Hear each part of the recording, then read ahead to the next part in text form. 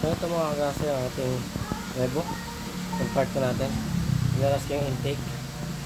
Kailangan kasi natin yan para makuha yung injector. Dahil yung injector nandito nakatago. Sa'yo nakalas na. Ito na po yung injector natin. So ayan, na-diagnose nga natin dahil buo naman yung linya ng, ng ating injector.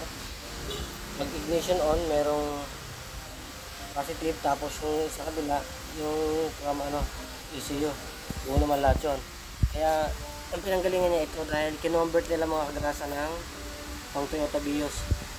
Para malaman nyo kung bakit sa niya, dahil iba po ang buga nito. Dito sa original, dahil nakikita nyo, no? 4 lang ang butas. Ito, kita nyo, napakarami ng butas. So, ibig sabihin, malakas ang buga nito.